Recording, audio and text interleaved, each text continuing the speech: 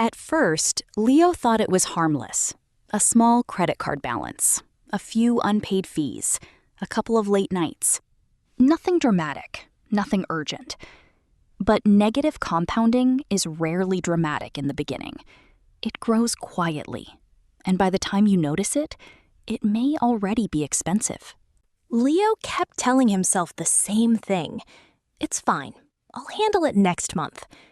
That sentence is where many financial problems begin. Because negative compounding does not wait. Interest grows on interest. Fees grow on missed payments.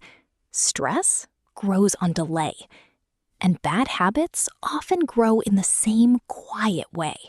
The most obvious form of negative compounding is high-interest debt. You borrow a little, but if you do not pay it down quickly, the balance starts building on itself. That means your money is no longer working for you. It is working against you.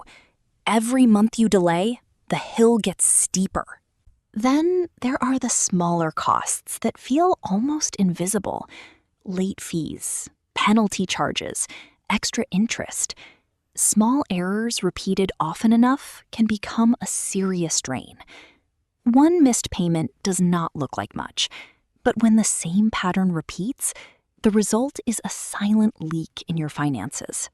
Negative compounding is not only about money. It shows up in habits too. One late night becomes a tired morning. One skipped workout becomes a week of inactivity. One small procrastination habit becomes a life built on unfinished things. The damage is slow, but very real. And because it feels small at the start, people often ignore it too long. Even relationships can compound negatively. If you keep saying later to important conversations, small misunderstandings can become distance. If you stop checking in, affection can slowly turn into silence.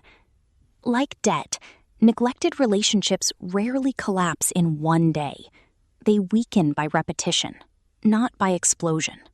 The cruel part of negative compounding is that it gets harder to reverse the longer you leave it alone. Debt grows faster. Habits become identity. Distance becomes normal. That is why the earlier you act, the easier it is to protect your future. Leo finally realized he had been thinking in weeks, while his problems were growing in years. That was the mistake. Negative compounding forces you to think long-term, even when the problem feels small. If you ignore it today, it may quietly shape the next chapter of your life. The solution is not panic. It is interruption. Pay down the debt. Catch the fee. Fix the routine. Call the person. Replace the delay with one clear action. The sooner you interrupt the pattern, the smaller the long-term damage.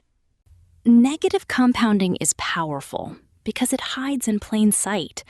A little debt, a little neglect, a little procrastination, a little delay. These things feel harmless until they are not.